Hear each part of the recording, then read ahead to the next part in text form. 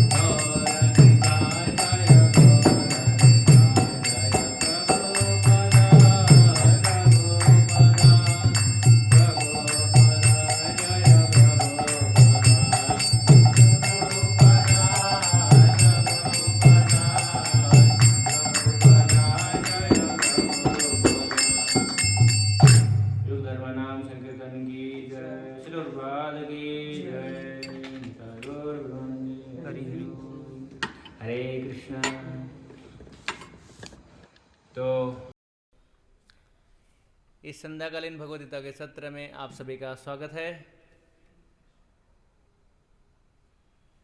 धीरे धीरे चलते चलते, भागते हुए, रेंगते हुए,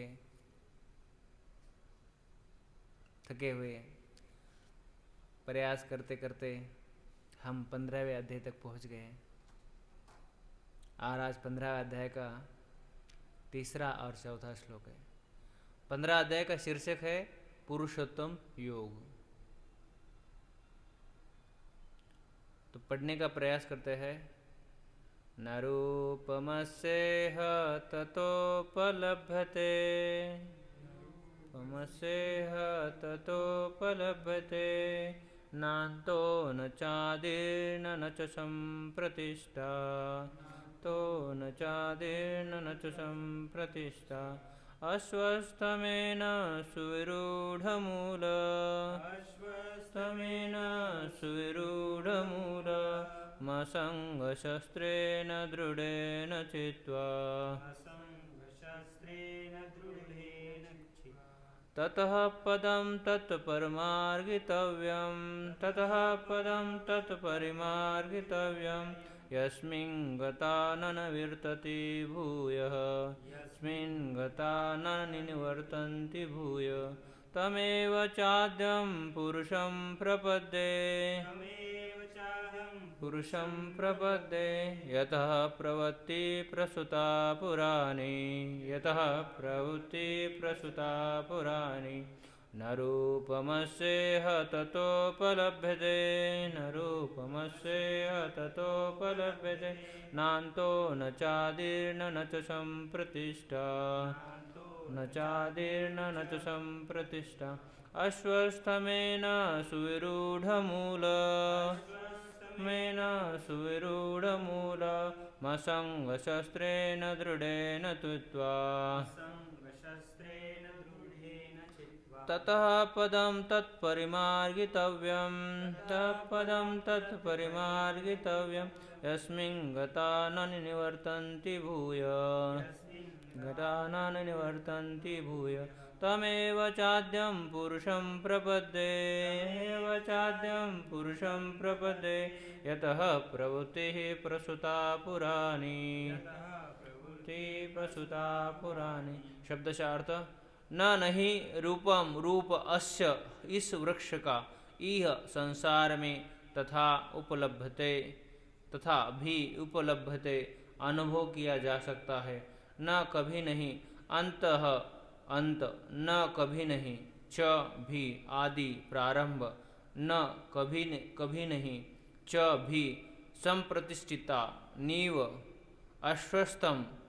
अश्वस्थ वृक्षों को एनम इस सुविरूढ़ अत्यंत दृढ़ता से मूलम जड़ वाला असंग शस्त्रेण विरक्ति के हथियार से दृढ़ेन छित्वा काट कर ततः तत्पश्चात पदम स्थिति को ततः उस परिमार्गितव्यम खोजना चाहिए यस्मिन जहाँ गताः जाकर न कभी नहीं निवर्ततः वापस आते हैं भूयः पुनः तम उसको एव ही च भी आद्यम आदि पुरुषम भगवान की प्रपद्ये शरण में जाता हूँ यतः जिसमें प्रवृत्ति प्रारंभ प्रस्तुता विस्तीर्ण पुरानी अत्यंत पुरानी। अर्थ और तात्पर्य अभय चरणानंद भक्ति वेदांत स्वामी प्रपाद के द्वारा शिल प्रपाद की जय। इस वृक्ष के वास्तविक रूप का अनुभव इस जगत में नहीं किया जा सकता। कोई भी नहीं समझ सकता कि इसका आदि कहाँ है, अंत कहाँ है, कि इसका आधार कहाँ है। लेकिन मनुष्य को चाहिए कि इस दृढ़ मूल वाले वृक्ष को विरक्ति के शस्त्र से काट गिराए। तत्पश्चात उसे ऐसे स्थान की खोज करनी चाहिए जहाँ जाकर लौटना ना पड़े और जहाँ उस भगवान की शरण ग्रहण कर ली जाए जिससे अनादिकाल से प्रत्येक वस्तु का सूत्रपात किया तथा विस्तार होता आया है। तात्पर्य अब यह स्पष्ट कर दिया गया है कि इस अस्वस्थ वृक्ष के वास्तविक स्वरूप को इस भौतिक जगत में नहीं समझा जा सकता। चूँकि इसकी जड़ें ऊपर की ओर है, अतएव वास्तविक वृक्ष का विस्तार विरुद्ध दिशा में होता है। जब वृक्ष के भौतिक विस्तार में कोई फंस जाता है तो उसे न तो यह पता चल पाता है कि यह कितनी दूरी तक फैला है और न वह इस वृक्ष के शुभारंभ को भी देख पाता है। फिर भी मनुष्य को कारण की खोज करनी होती है। मैं अमुक पिता का पुत्र हूँ, जो अमुक का पितृ है आदि। इस प्रकार अनुसंधान करने से मनुष्य को ब्रह्म प्राप्त होते हैं, जिन्हें गर्भोदक्षा विष्णु ने उत्पन्न किया। इस प्रकार अंततः भगवान तक पहुँचा जा सकता है, जहाँ सारी गवेषणा का अंत होता है। मनुष्य को इस वृक्ष के उद्गम परमेश्वर की खोज ऐसे व्यक्तियों की संगति द्वारा करनी होती है जिन्हें उस परमेश्वर का ज्ञान प्राप्त है। इस प्रकार ज्ञान से मनुष्य धीरे धीरे वास्तविकता के इस छद्म प्रतिबिंब से विलग हो जाता है और संबंध विच्छेद होने पर वह वास्तव में मूल वृक्ष में स्थित हो जाता है। इस प्रसंग में असंग शब्द अत्यंत महत्वपूर्ण है क्योंकि विषय भोग की आसक्ति तथा भौतिक प्रकृति तथा प्रभुत्व अत्यंत प्रबल होती है। अतएव प्रामाणिक शास्त्रों पर आधारित आत्मज्ञान की विवेचना द्वारा विरक्ति सीखनी चाहिए और ज्ञानी पुरुषों से श्रवण करना चाहिए। भक्तों की संगति में रहकर ऐसी विवेचना से भगवान की प्राप्ति होती है। तब सर्वप्रथम जो करनी है वह है भगवान की शरण ग्रहण करना। जहाँ पर उस स्थान पद का वर्णन किया गया है जहाँ जाकर मनुष्य इस छद्म प्रतिबिंब वृक्ष के में कभी वापस नहीं लौटता। भगवान कृष्ण वह आदि मूल है जहाँ से प्रत्येक वस्तु निकली है।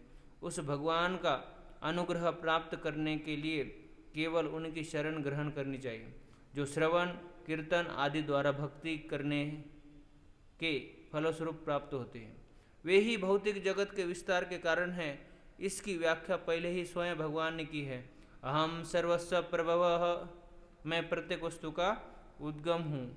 अतएव इस भौतिक जीवन रूपी प्रबल अस्वस्थ के वृक्ष के बंधन से छूटने के लिए कृष्ण की शरण ग्रहण की जानी चाहिए।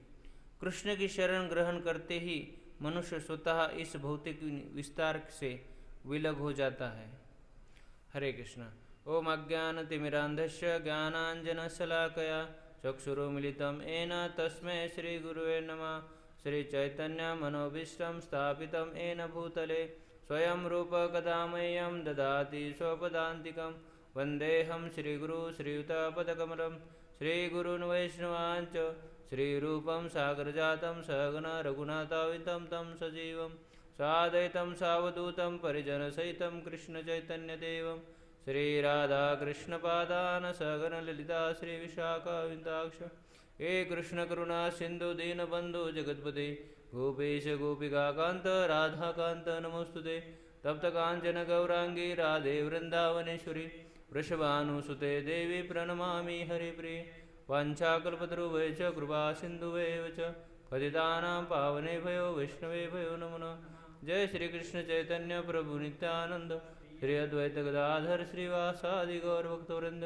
हरे कृष्णा कृष्णा कृष्णा हरे हरे हरे राम राम राम हरे हरे। नमो विष्णुपादाय कृष्णपृष्ठाय भूतले श्रीमते भक्तिवेदांत स्वामीति नामिने। नमस्ते सरस्वते देवे गौरवाणी प्रचारिणे निर्विशेष शून्यवादी पाशादेशतारिणे।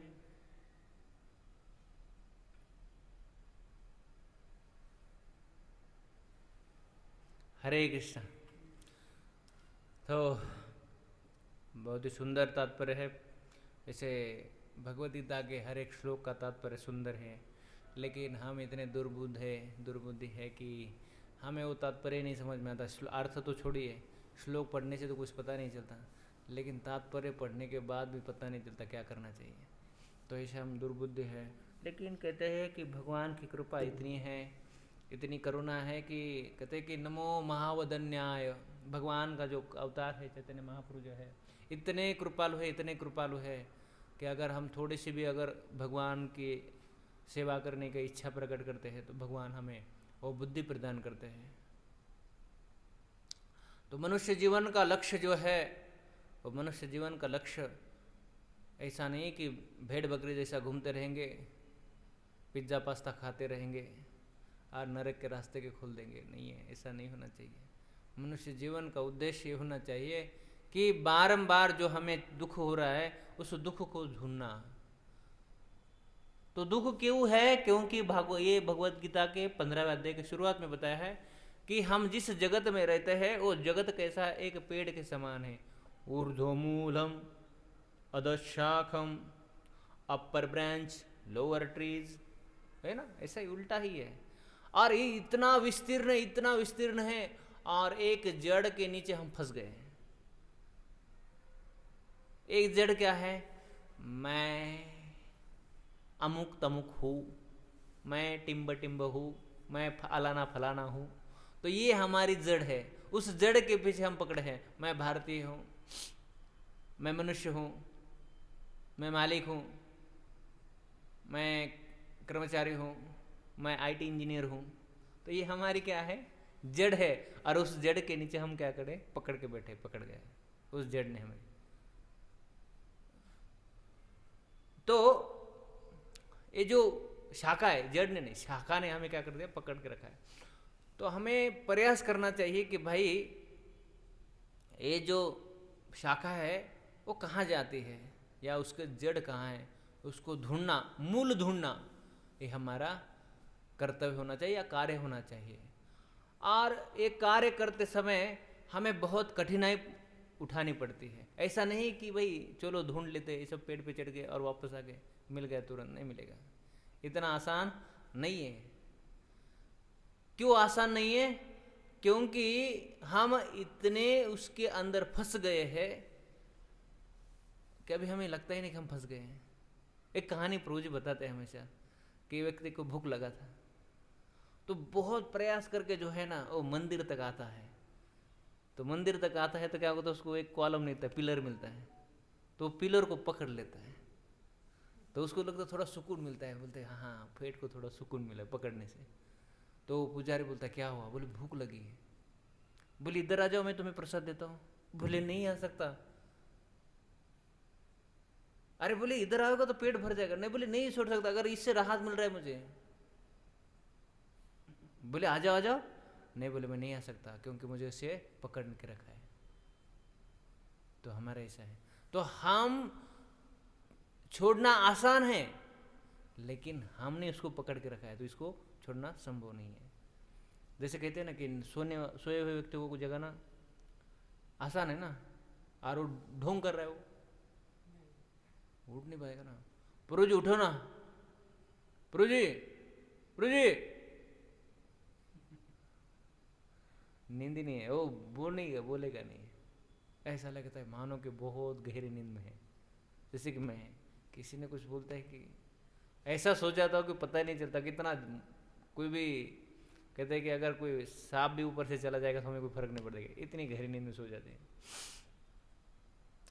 तो ढोंग करने वालों को जगाना बहुत मुश्किल होता है। वैसे ही हम क्या करते हैं, इस भौतिक जगत में आनंद की खोज कर रहे हैं और बोलते हैं कि हम बहुत सुखी हैं।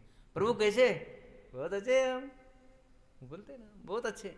कभी ऐसे बोला कि प्रभु जी नहीं बहुत दुखी हूँ, कभी बोलते नहीं है। कुछ भी पूछो, प्रभु कैसे था? हाँ अच्छा हो, कैसे चल रहा है? मस्त, कोई टेंशन नहीं। लेकिन असल में ऐसा नहीं होता, क्योंकि दिखाना नहीं चाहते हम दुखी है। लोग बोलेंगे दिखाएंगे तो क्या होते, बोले कि ये तो बेकार का रोता रहता है, बेवकूफ़ बनाएंगे। बोले छोड़ दो इसको, क्या करें, आनंद में रहो। तो जियो, ऐसा जियो कि जी हो आखिरी हो, ऐसा एंजॉय करते हैं। दिखाते हैं कि बहुत खुश है, बहुत खुश है, इतना तकलीफ होता है, इतना तकलीफ होता है, लेकिन बताते नहीं है। तो हमने इस शाखा को पकड़ के रखा है, इसकी वजह से हम इसको छोड़ नहीं पा रहे हैं। और अगर छोड़ने का प्रयास करेंगे तो प्रयास कैसे कर सकते हैं? एकमेव मार्ग है, उस प्रयास का रास्ता है, वो क्या है? भक्ति योग। भगवान की जो भक्ति है वो करना, वो सबसे आसान है। भक्ति सिर्फ भगवान की जा सकती है, किसी की भी भक्ति नहीं की जा सकती। बाकी सब लोगों की उपासना की जाती है। भक्ति और उपासना में अंतर है। भक्ति करने से दो चीजें मिलती है। भक्ति करने से दो चीजें, जो हम भौतिक इच्छा करते हैं और नहीं भी करते हैं तो हमें क्या मिलता है, उसको भी बंद कर दो, हो जाएगा ना। तो जो इच्छा करते हैं वो भी मिलती है, और जो इच्छा नहीं करते उसका भी फल मिलता है। लेकिन उपासना करने से जो इच्छा करते हैं वही चीज़ मिलती है। उदाहरणार्थ जैसे मान के चलो कि हमें पूछ के बोलते हैं, कुछ लोग बोलते हैं कि राधानाथ स्वामी महाराज बोलते हैं कि लोग चर्च में जाते हैं फ्राइडे को, आज फ्राइडे ही ना, हाँ चर्च में जाते हैं, बोलते हैं oh Jesus oh Lord I have no car please give me one car, new car. हाँ कोई बोलता है I have second car, I want second car. तो कुछ बोलते हैं, कुछ बोलते हैं कि oh Lord I have no girlfriend please give me girlfriend. महाराज बोलते कुछ भी उठपटांग मांग लेते रहते हैं। तो क्या है? उपासना है। कोई यहाँ पे भी लोग बोलते हैं कि जाते हैं, कहाँ जाते हैं, कोई बाबा के घर में जाते हैं, बाबा आमच्या घरी हे नाहीये, बाबा म्हणतात काही चिंता मत करो, 15 दिन 15 बार आओ फिर तुम्हें ये मिल जाएगा, देते हैं। हमारे गांव के पास एक बाबा थे, मैंने शायद बताया था, वो बाबा क्या करते थे, बोले उसको बीड़ी पीते थे वो। तो बाबा को कुछ बताना है तो क्या करना पड़ता था, वो बीड़ी और बंडल देना पड़ता था, हाँ ये कट्टा।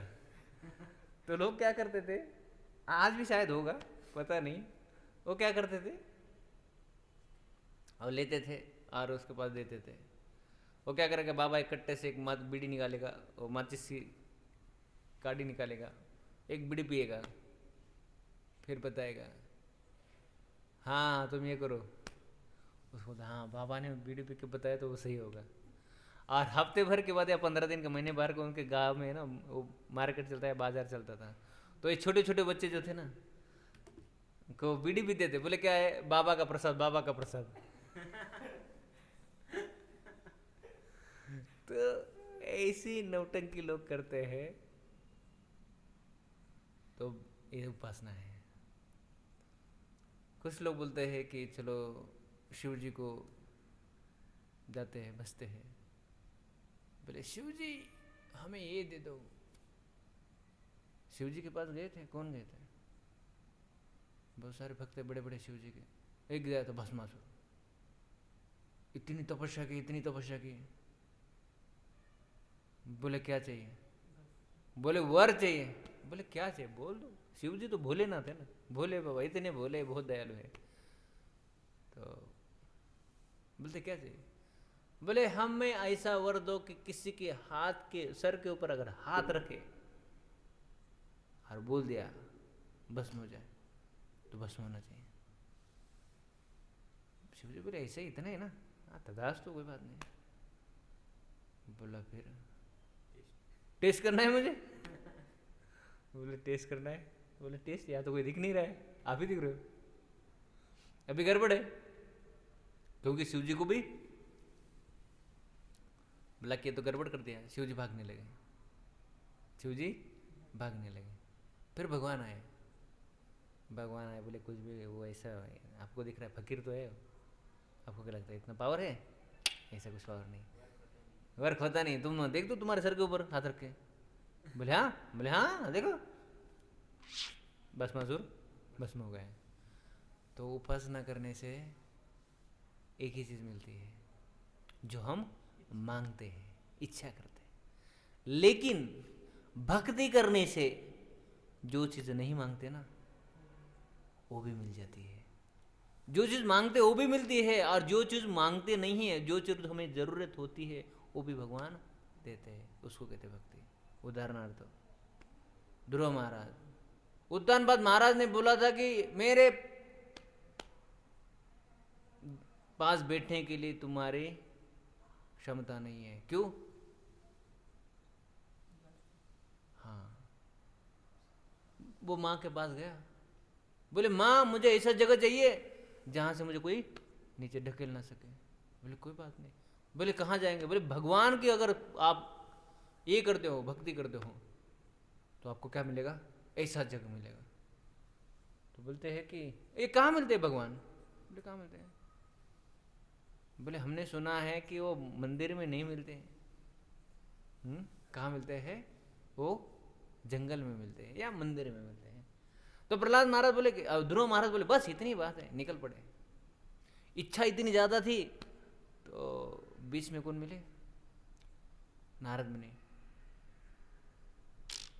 बोले क्या चाहिए? बोले भगवान को मिलना है। बोले भगवान के घर के थोड़ी है, ऐसे थोड़ी मिलेंगे।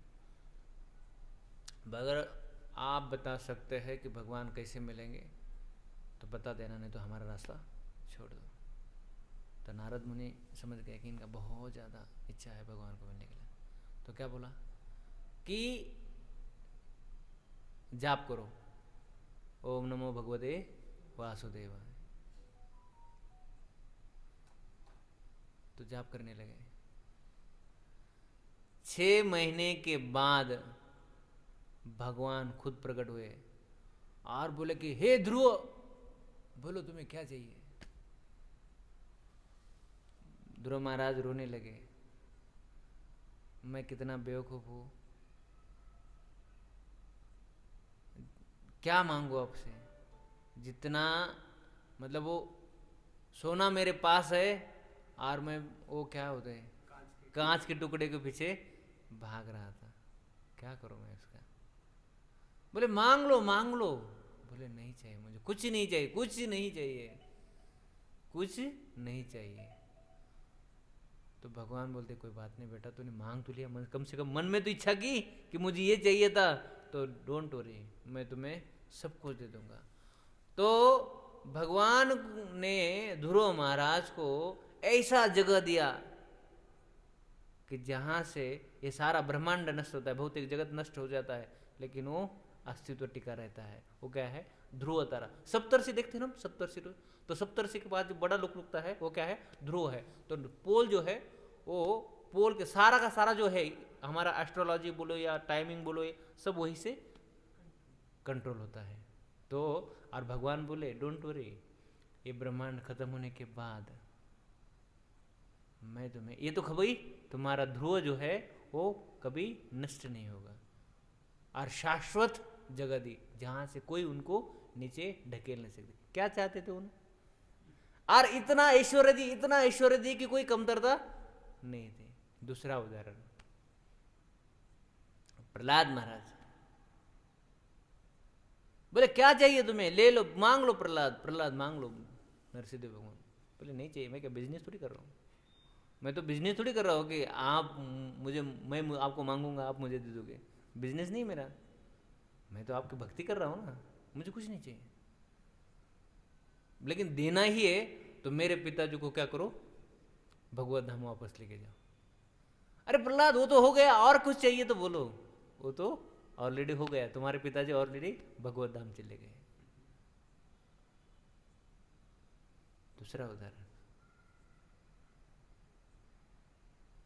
पांडवों को इतना तकलीफ दिया, इतना तकलीफ दिया, बचपन से लेकर बहुत तकलीफ दिया।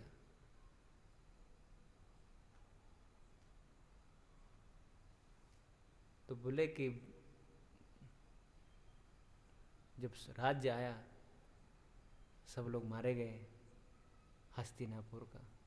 भगवान जब साथ थे ना तो उनको बोले थे कि क्या देना है क्या देना है, झगड़ा करे तो क्या करो, बोले पांडवों को एक राज्य दे दो ऐसा। कौन सा राज्य था? जो बंजर जमीन है, बंजर, कोई काम की नहीं है। बोले ठीक है कोई बात नहीं। तो उनको दे दिया खांडवन। कौन सा दे दिया? खांडवन। तो खांडवन दे दिया तो उन्होंने इतना सुंदर उसको बना दिया, वहां पे महल बना दिया। महल किसने बना दिया? तो सबसे नीचे जो राक्षस लोग रहते हैं ना, तो उस राक्षस का नाम है मय दानव। और उस मय दानव ने महल बना दिया मय सभा नाम का। और उस खांडव वन को किस रूप में बदल दिया? इंद्रप्रस्थ। अगर आज भी हम जाएंगे दिल्ली में तो जगह है इंद्रप्रस्थ। तो खांडव वन को, जो बंजर जमीन था, उसको खांडव वन को जला दिया गया था। जो वासुकी था ना, वासुकी तक्षक, वो तक्षक वही से तो आया था। जो खांडव वन जब जलाया था ना तो उसका घर जल गया था। बोले इसने मेरा घर जलाया ना, मैं इस घर को बर्बाद कर दूंगा, ये शपथ लेके गया था। लेकिन भगवान साथ थे। तो भगवान जब वो सांप पे बैठा था ना, सांप जो इसके बाण पे बैठा था, तो मारने का प्रयास किया था। तो भगवान ने ऐसे उंगली दबाई थी रथ की, तो उंगली दबाने से वो निशाना हो गया था, गिर गया नीचे वो तक्षक, चांस गया उसका, आखिरी चांस था उसका, उसके बाद चांस नहीं मिला उसको। तो भगवान जब होते हैं ना,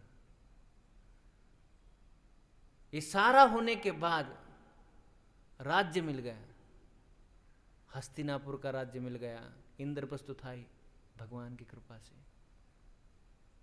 तो भगवान से प्रार्थना करती कुंती महारानी कि हे कृष्ण, हे करुणा सिंधु, आप हमें आपदा दो, आप हमें दुख दो। कैसा दुख? जैसा कि भीम को विष देकर मारने का प्रयास किया, जैसे खांडवन को जो है, नहीं खांडवन ने कौन सा महल था वो, मोम का जो था, क्या नाम है, मैं भूल गया, जो महल था, शीश महल, नहीं शीश महल नहीं, शीश महल नहीं, क्या बोलते हैं, ठीक है। तो जो महल को जला दिया गया, बोले ऐसी दुख दे दो। बोलते कि और क्या क्या क्या मांगते? बोले कुछ नहीं दे सकते, तो द्रौपदी के ऊपर जैसी आपदा आई थी, अगर उस तरह से भी आप दुख देना चाहते तो दुख दो। क्यों? क्योंकि जब आप दुख देते हो या दुख आता है तो आप हमारे साथ होते हैं, वो दुख भी हमें दुख के बराबर नहीं होता।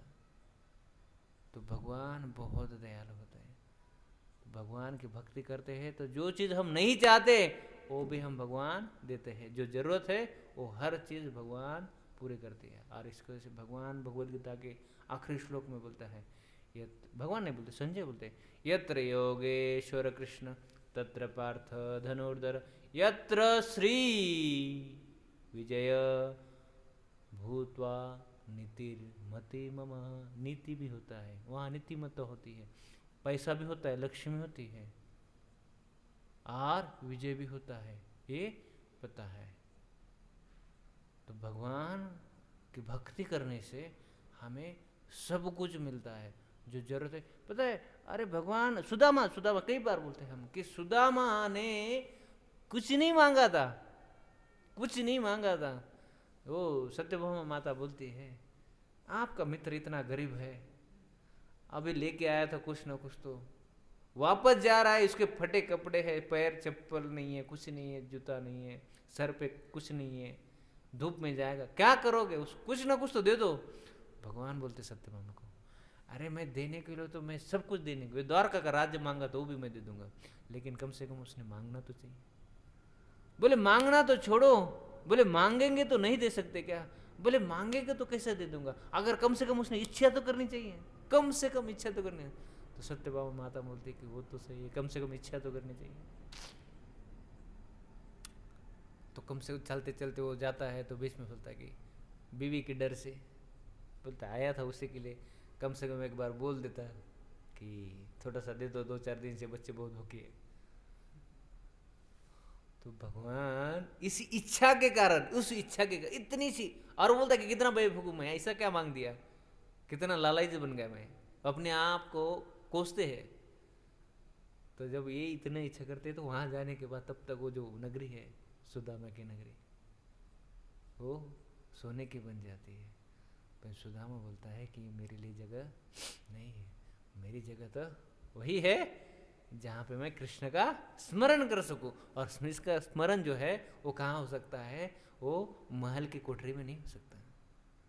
अगर कोई महल की कोठरी नहीं बोल सकते, माफ करें, महल में नहीं रह सकते, महल में नहीं कर सकते, लेकिन झोपड़ी में हो सकता है। इसकी वजह से भगवान के भक्त जो बोलते हैं कि हमें कुछ नहीं चाहिए, क्या बोलते हैं चैतन्य महाप्रभु, न धनम न जनम न सुंदरीम कविता माँ जगदीश कामये मम जन्मनि जन्मनीश्वरे भवताद भक्ति रहितु की त्वयि। मुझे कुछ नहीं चाहिए, धन नहीं चाहिए, जन नहीं चाहिए, या कोई सुंदर स्त्री भी नहीं चाहिए, कुछ नहीं चाहिए मुझे। बस मैं क्या चाहता हूँ, आपकी अहेतु की भक्ति करना चाहता हूँ। फिर कैसे ही करो आप।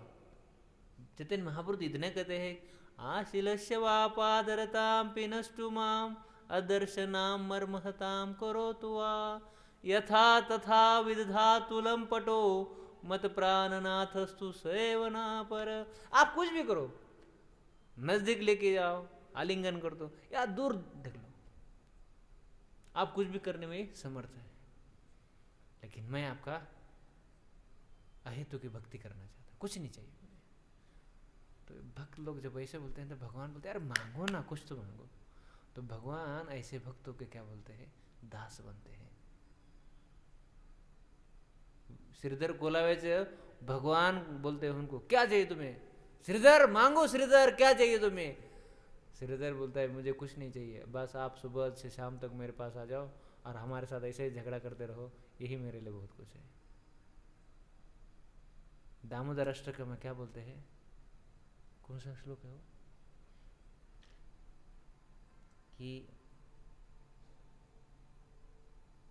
मुझे बाकी क्या जरूरत है, क्या इच्छा नहीं है, बस ऐसे ही आपका बाल स्वरूप मेरे हृदय में सदैव है।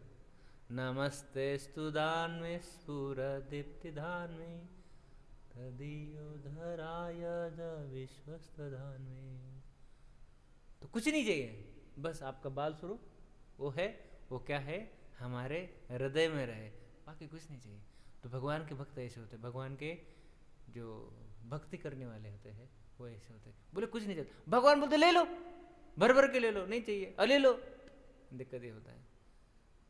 प्रभुपाद जी बोलते हैं कि नचाओ नचाओ, आप जिस तरह से नचाना चाहते हो नचाओ, मुझे कुछ नहीं चाहिए, बस इतनी शक्ति दो कि मैं आपके गुण को, जो लोग हैं, जो लोग नहीं समझ सकते, पाश्चात्य के लोग, वो उनके दिमाग में आपकी बात आ जाए और वो आपको स्वीकार करे।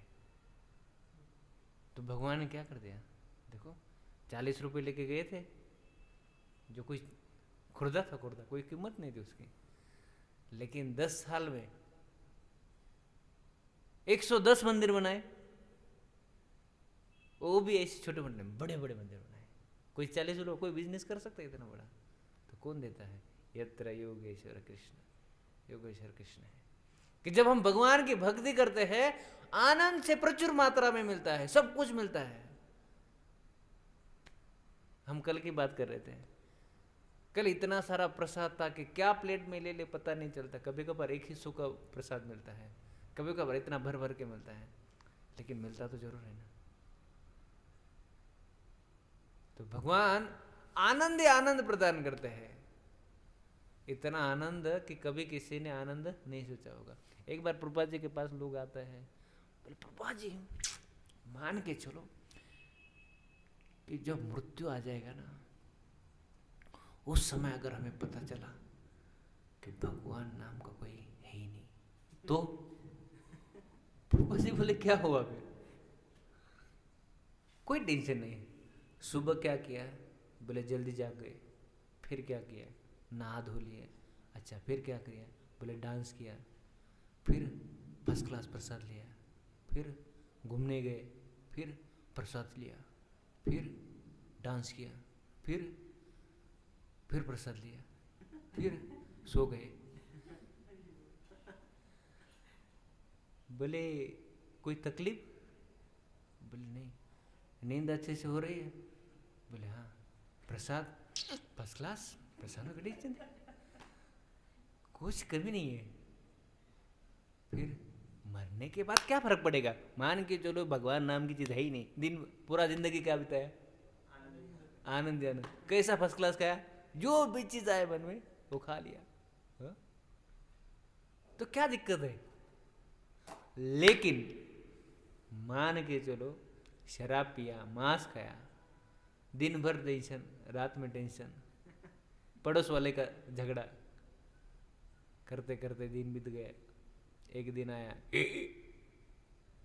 आ गया यमराज जी का बुलावा।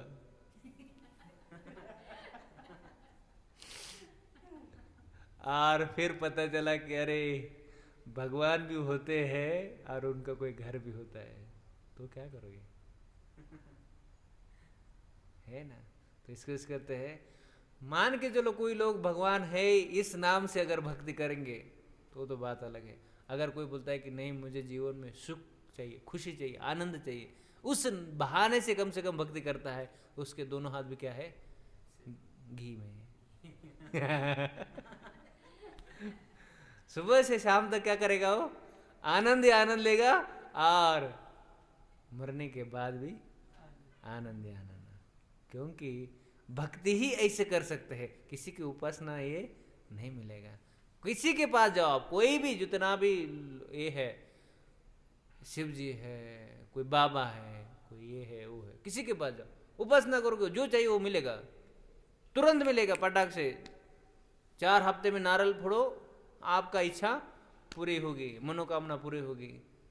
ओ होते ना ट्रेन में जब जाते तो बहुत सारे लिखे होते वहां पे, 15 दिन में गंजेपन को हटा दो,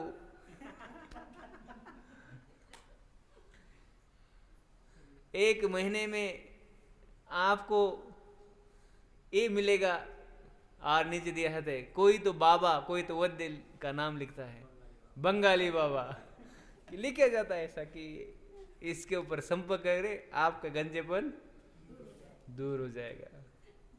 और हम ऐसे बेवकूफ होते हैं उसमें नंबर नोट करते हैं, तो बाबा दवा देते हैं, जो होते हैं वो भी चले जाते हैं और बाबा का फोन बंद हो जाता है।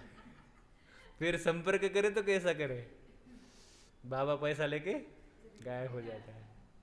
तो ऐसी जीवन जीते हैं हम, और हम क्या करते, बोलते हैं कि हम आनंद ले रहे हैं।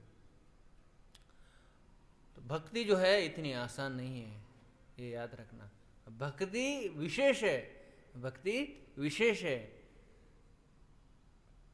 उपासना आसान है, उपासना आसान है कोई भी चीज के ना। इसके वजह से लोग भागते हैं ना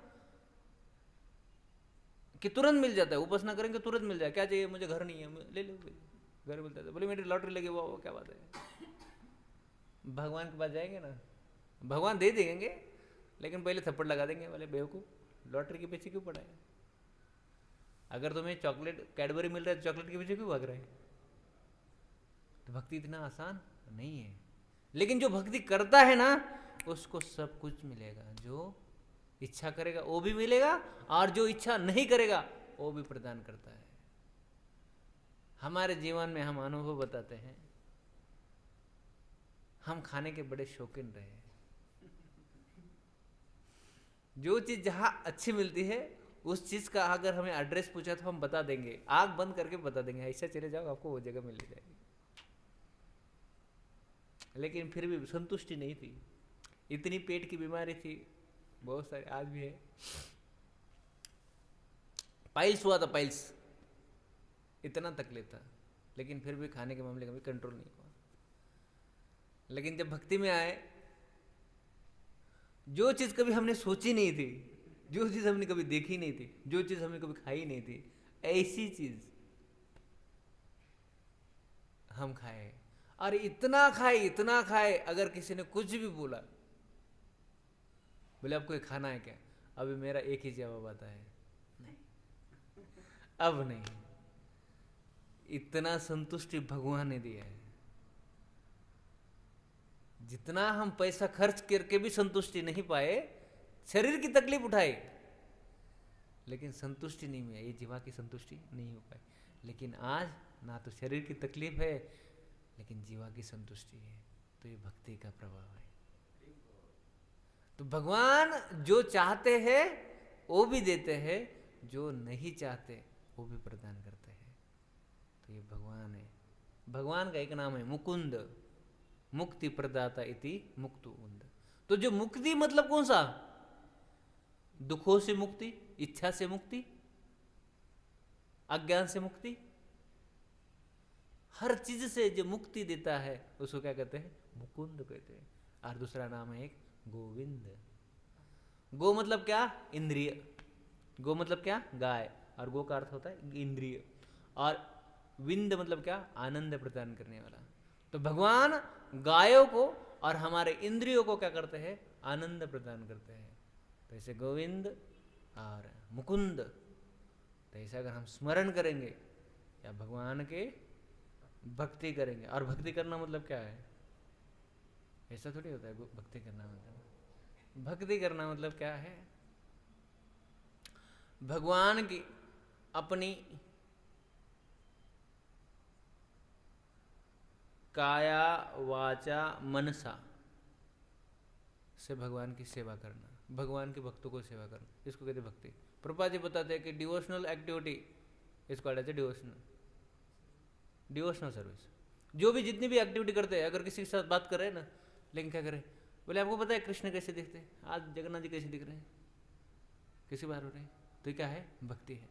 अगर हम जो भी कार्य करते हैं वो भगवान के बारे में है या भगवान के संबंधित है, तो क्या है, भक्ति है। कोई भी कार्य हो, मतलब शूद्र का कार्य भी कर रहे हैं, मान के चलो झाड़ू मारना शूद्र का काम है। शूद्र मतलब वो जो जन्म नहीं, जन्मना जाए तो शूद्र, सब लोग जन्म से क्या है, शूद्र तो है, लेकिन संस्कारात भवेत द्विज। लेकिन यहाँ पे ब्राह्मण होते हैं, द्विज होते हैं, वो भी झाड़ू मारते हैं। तो प्रभुपाद जी बोलते हैं ये भी क्या है, डिवोशनल सर्विस है, भगवान की सेवा है। अगर झाड़ू मार रहे, पोछा मार रहे, बर्तन साफ कर रहे, वो क्या है, भगवान की सेवा है।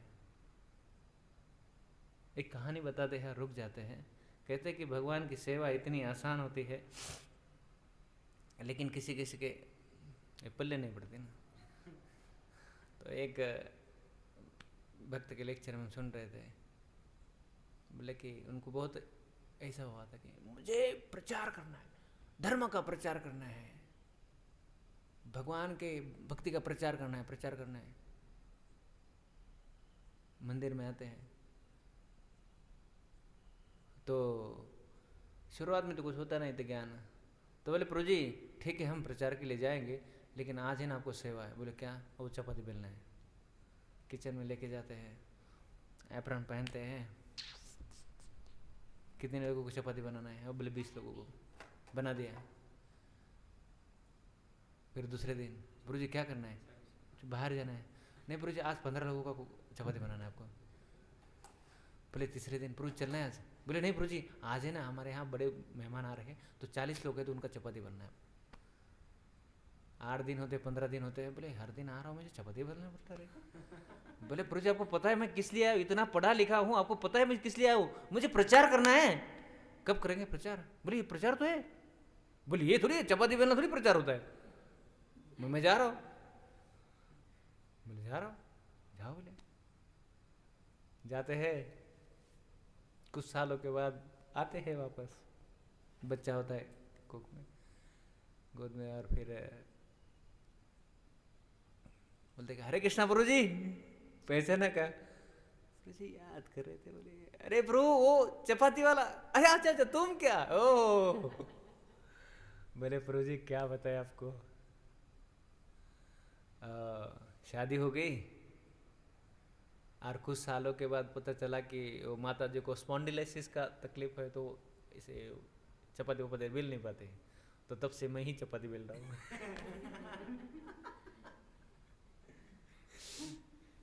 तो जिंदगी का ये सच है कि जो भी कार्य करेंगे भगवान की सेवा के लिए, भगवान की संतुष्टि के लिए, भगवान के भक्तों के लिए करेंगे ना, तो ये भक्ति है।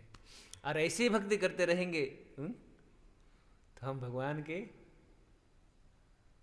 धाम में जाएंगे कि नहीं जाएंगे पता नहीं, लेकिन जिंदगी जो है एकदम खुशी से कट जाएगी। लोग पता है, लोग दिन काटते हैं, शनिवार का इंतजार करते हैं, दोपहर के ब्रेक का इंतजार करते हैं। बोले टिफिन खाना है ना, तो ब्रेक कब होगा? 4 बार तो घड़ी देखते हैं ऑफिस में। और यहाँ पे सच बताओ, यहाँ पे टाइम को बोलना पड़ता है, थोड़ा रुक जाना चाहिए। कल ही बात कर रहा था मैं किससे, बोले जब ये यात्रा के अनाउंसमेंट हुई थी ना, तो 4 महीना था, अभी 2 दिन बचे हैं, पता नहीं चला कब चला गया। तो समय इतना तेजी से, समय तेजी से नहीं जाता, लेकिन भगवान की सेवा में इतना आनंद आता है कि हमें वो समय को जो है ना गिनना नहीं पड़ता। तो ये भक्ति का विशेष है कि समय को बीतना नहीं पड़ता, काटना नहीं पड़ता, समय तो चलता जाएगा, समय चलता। किसी भक्त को पूछो पूरी समय है क्या, बोले वही तो दिक्कत है, समय तो नहीं है, इतना भागना होता है। और बोले प्रभु जी माता जी अभी आए हैं, कहाँ से? सुबह से लेकर शाम तक ड्यूटी गए होंगे, शाम को घर आए, बोले चलो चलो प्रसाद बनाना है, प्रसाद बना दिया। बोले चलो चलो कहाँ जाना है? अभी मंदिर में जाना है, अभी यहाँ से जाएंगे, और कहाँ समय मिलता है सोने के लिए? और यहाँ तक कहीं बोलेगा झगड़ा करेगा, क्या झगड़ा करेगा इतना समय बीच होने के बाद? बोले कहाँ भाई तू झगड़ता, हम जा रहे हैं। तो भक्त लोग झगड़ा क्यों नहीं करते? क्योंकि उसको पता है कि झगड़ा करने से कोई लाभ नहीं होगा। भगवान की सेवा में बहुत व्यस्त रहते हैं, तो उससे भी आनंद वो ज्यादा है, ये इधर कम है। तो किसी को ये बोलते हैं सुखे ठाको दुखे ठाको बोल हरि बोल, सुखे ठाको दुखे ठाको बोल हरि बोल, मानव जन्म पे बोल हरि बोल, मानव जन्म पे बोल हरि बोल। नहीं भजन नहीं गाएंगे हम, बहुत सुंदर भजन हमें बहुत पसंद आता है। कहते कि इतना सुंदर भजन, क्योंकि गाना चाहिए भजन तो, लेकिन आज नहीं गाएंगे। तो यहाँ पे हम रुक जाते हैं। कहते कि प्रभुपाद जी बताते हैं कि इस श्लोक में कि अगर भगवान की शरण ग्रहण करते हैं तो हमें पता चलता है कि हमें कहाँ जाना है, ऐसी जगह पे जहाँ से हम वापस नहीं आएंगे, इस जन्म मृत्यु के चक्कर में नहीं फंसेंगे। तो ऐसी जगह कौन सी है? भगवान का धाम। न तद भासयते सूर्यो न च शांको न पावक यद गत्वा निवर्तन्ते तद्धाम परमं मम। तो ऐसा जगह स्थान है भगवान का जहाँ से हम वापस नहीं आते। तो ऐसे स्थान में भगवान हमें लेके जाएंगे, ठीक है। यमराज जी कभी नहीं आएंगे, ये पक्का है। हरे कृष्ण।